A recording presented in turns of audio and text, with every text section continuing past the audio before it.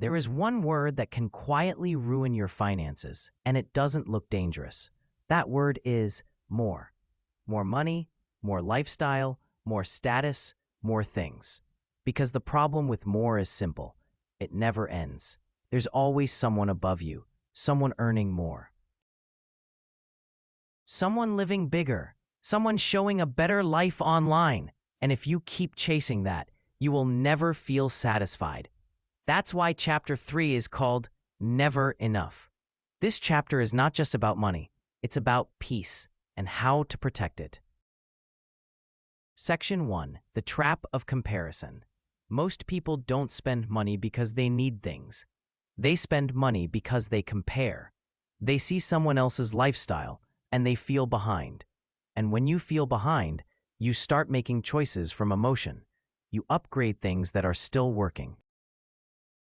You buy things to feel successful. You spend to prove you're doing well. But the comparison game has no finish line, because there will always be someone above you. And even if you reach their level, your eyes move to the next level. This is the trap, not poverty, not bad luck. The trap is thinking that you need to catch up. Section 2. A real example. Let's make it real.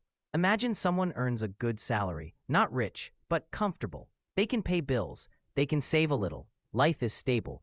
Then they get a promotion, more income, more confidence. And slowly, their lifestyle grows. A nicer car, a bigger phone, more eating out, more subscriptions. It doesn't feel like a mistake. It feels normal, until one day, they look at their savings and realize nothing changed. They earn more, but they feel the same pressure. Because their spending grew with their income, this is called lifestyle inflation, and it's one of the biggest reasons people feel stuck, even with good money. Section 3. Why enough is a superpower. Knowing when you have enough is a financial superpower, because enough creates boundaries. It protects you from risky decisions. It protects you from stress.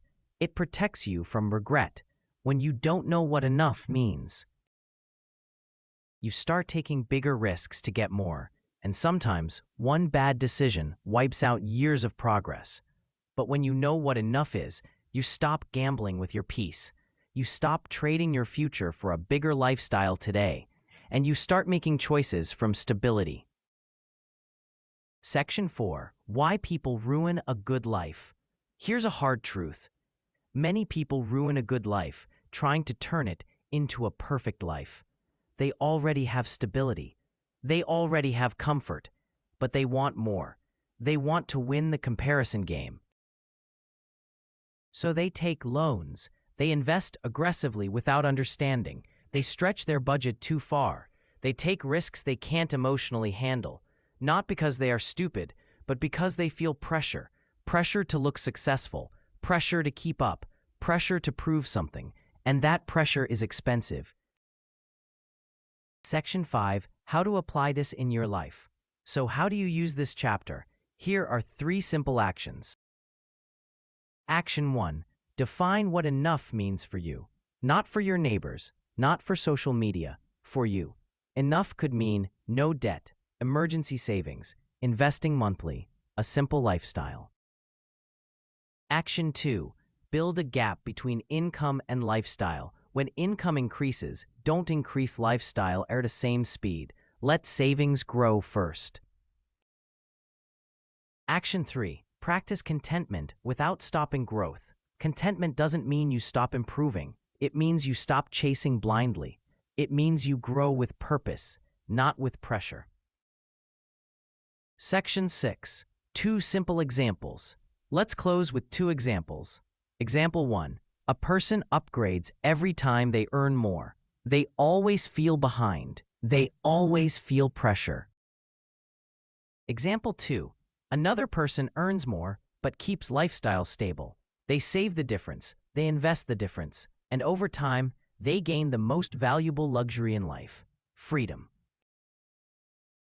Outro plus CTA. So remember this: the world will always offer you more, but peace comes from knowing when you have enough.